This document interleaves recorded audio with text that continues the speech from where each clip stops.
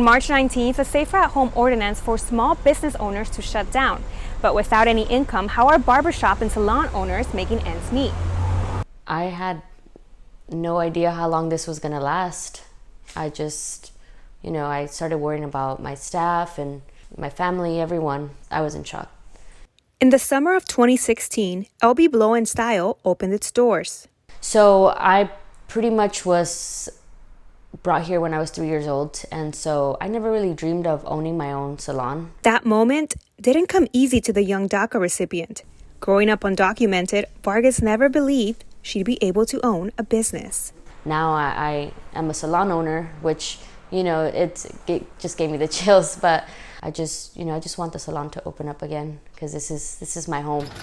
And now, nearly 4 years later, the coronavirus pandemic forced her to temporarily shut down the salon during one of her busiest seasons. Normally, the beginning of the year, everyone's getting their taxes and everyone's coming in to get their hair done. Everyone's getting extensions.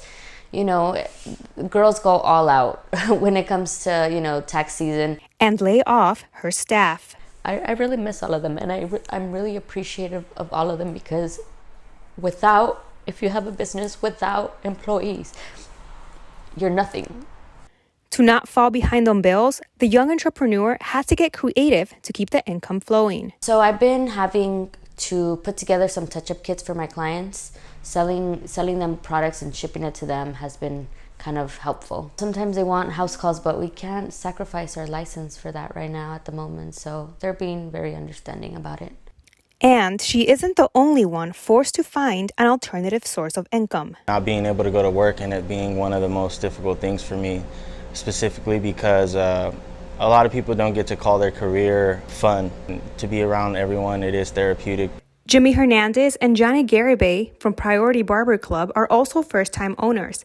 And like Vargas, their entrepreneurial spirit is what's keeping them in business during the pandemic. People have still been supporting us by buying clothes and hats. So you can see the shirt that I have. We have some material.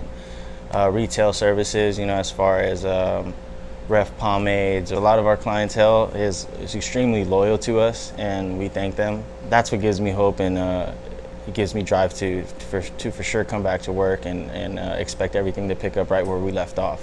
As we get closer to Phase 3 in LA County, Hernandez already has a plan to protect their clientele. We definitely are focusing on sanitation. We're already appointment only, so there isn't a bunch of random people coming in and out. We'll only have maybe 2 or 3 barbers and only 2 or 3 clients that will be cutting from that time and disinfecting after every haircut, and not using the same cape on different clients, selling capes so that they can use their own.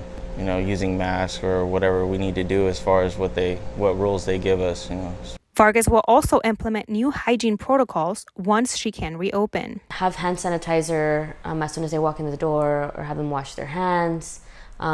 We're pretty much trained, like when we take our cosmetology license, in disinfecting everything, so just making sure the girls clean up after themselves and make sure they have the station ready for their next client.